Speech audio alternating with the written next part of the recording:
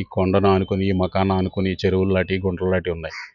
ఒకవేళ వాటిల్లోకి యానిమల్స్ ఏమైనా నీళ్లు తాగడానికి వచ్చి ఆ బాపతులో ఈ పాపను ఏమైనా ఇబ్బంది పెట్టిందా అని చెప్పేసి కోణంలో మా అధికారులు దర్యాప్తు చేయమంటే మళ్ళీ ఈ టీంని తీసుకుని, ఈ డ్రోన్స్ తీసుకుని, థర్మల్ డ్రోన్స్ తీసుకుని మళ్ళీ రావడం జరిగింది సార్. ఇప్పుడు అదే కోణంలో దర్యాప్తు చేస్తున్నాం. ఈ కొండ ప్రాంతంలో ఎటువంటి జంతువులు ఉన్నాయి? ఈ కొండ ప్రాంతంలో అయితే అడవి పందులు సార్, ఉంటే జింకలు ఉంటాయి, దుప్పులు ఉండొచ్చు, కౌజింగలు ఉంటాయి.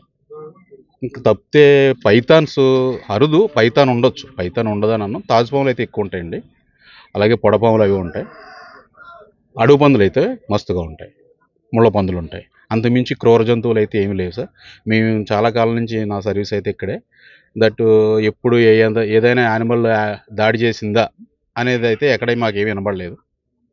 ఈ చుట్టుపక్కల ఎవరికైనా కనిపిస్తే అడవి పందులు వచ్చేస్తున్నాయి, పొలాలు పాడు చేస్తున్నాయి అని చెప్పడం తప్ప అంతమించి వేరే యానిమల్స్ ఏమీ రాలేదు. మాకు తెలుసు, మేము తిరుగుతూ ఉంటాం కదా, కొండల మీద తిరుగుతూ ఉంటాం కాబట్టి మాకు తెలుసు. ఎందుకంటే డిపార్ట్మెంటల్ వర్క్స్ అయ్యి కొండల మీద చేపిస్తాం. ఇది అంత దట్టమైన అడవి కాదు, చిట్టడవి అండి, ఇది ముళ్ళ పొదలతో కూడుకున్న చిట్టడవి.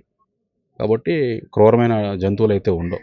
జంతువుల వల్ల అయితే పాపకేమో ప్రాణహాని ఉండదని మేము అనుకుంటున్నాం.